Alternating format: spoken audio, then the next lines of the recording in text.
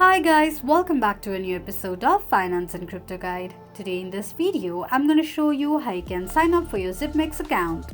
Keep watching the video till the end. To sign up for your Zipmex account, firstly go ahead and launch open your Zipmex application. The home page of your Zipmex application will appear on the screen. Tap on Create Account option. On the next page, select your country, enter your email address and create a password for your Zipmex account. Slide the slider to the right side to agree to the terms and conditions of Zipmex account and tap on Create an Account option at the bottom of the page.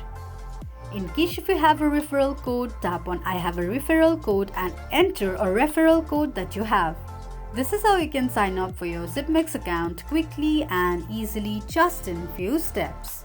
If you have any thoughts or queries, let us know in the comments section.